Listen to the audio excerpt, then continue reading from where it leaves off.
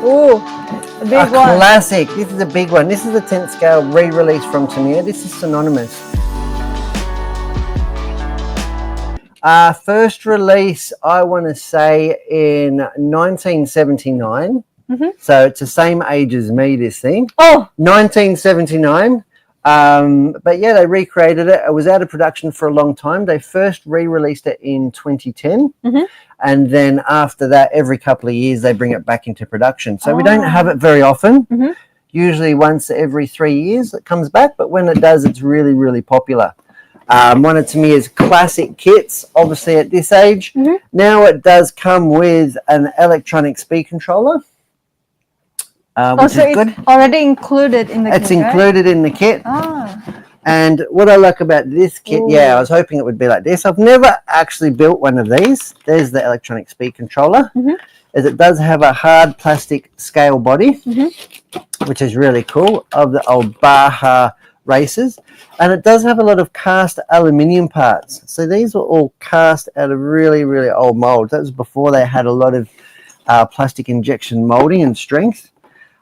Transmission case there. And I think the most famous thing about this transmission case is a lot of the Tamiya guys will say it was actually used as part of the Terminator's skull in Terminator 2, the movie. But yeah, so that is back, the Tamiya Sand Scorcher, a very iconic model. And nearly anybody, well, most people my age that have ever had RC have usually got one of these in their collection. So this one is like a must-have. Sort of, it's a must-have collectible, definitely, definitely. We've also had this one back, the Holiday Buggy. Again, this is a recreation of an early 80s buggy. Now sitting on an all-new platform, which is good because it's a really robust, hardy platform. It's a really easy build. It's a really great value kit. It does come with a 380 motor. It's very good value. It has 2.2-inch wheels and is very, very nice. Oh, I can see it. Holiday Buggy. Yeah. So it has a hard plastic body from the original, but it has new underpinnings underneath. So it's a really good little buggy. It's a great first time or entry grade. Yeah, I can tell. It says on the box, in Japanese, saying like. What does it say? It's for recommended to the new beginners. Oh, does it? There you go. So I can't even read Japanese and I knew what the little guy was saying. No, that is there. So recommended first time entry level, but it's not rubbish. It's really good. And I think it's actually the same gearbox and rear end off of the Hornet Evo. Now the last couple I'd like to show are the ones down here. Could you pass it for me? The Wild Willy. I do love the Wild Willy too. Again, this is based off a car that's been around since the 80s. Was heavily revised, WR02. It's got a special place in Hearns Hobbies Hearts because we used to have a gentleman with us, Panda. His name was Willie, and he absolutely loved and collected these. So yeah, rest in peace, Panda. But yeah, always think of you every time I see a Wild Willy too. They are back. And then the last one.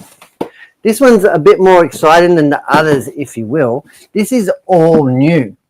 This is the NXGen Fighter. And this is on the DT04 chassis. And it does share a lot in common with the Hornet Evo. Transmission and rear assembly. But it's like, again, it's a sort of an entry-level kit. It's made with a comical head. Includes like a comical oversized driver's head to really personify it and get kids and younger people in. So if you haven't built an RC kit, this would be a really, really good choice. I'll take the lid off here and have a quick look inside. Now, this is the first time they've come to Australia. Typical Tamiya, beautifully presented. First quality instructions, really designed for anybody. Like I said, if you're under probably 12 plus, you want help from an adult or whatnot. But even then, if you've got the skill set, it's definitely a good time to spend with a parent or an adult and, get this kit built and assembled. Really nice first time RC, really robust, has oil-filled dampers and a lot of the features of the much more expensive or advanced cars, but in a very simple engineering way. So it does have a differential in the gearbox, for example, but have a look at the size of the gears. By RC cars, that is massive how wide that is. And what that means is that it's going to be very durable and last an awfully long time. It does come with a Tamiya torque tune motor, which is nice. Does come with a speed controller. Yes. So you just need the simple, if you shop with Hearns Hobbies, the Tamiya pack. You need your transmitter, your steering servo, a battery and a charger, and you are right to go. You don't even have to paint this one because it comes in hard coloured plastic. You can just apply the decals, the stickers to it. Yeah. And again, here's a driver figure, good bit of fun. Look at that anime sort of character. Yeah. Different face plates. Cute.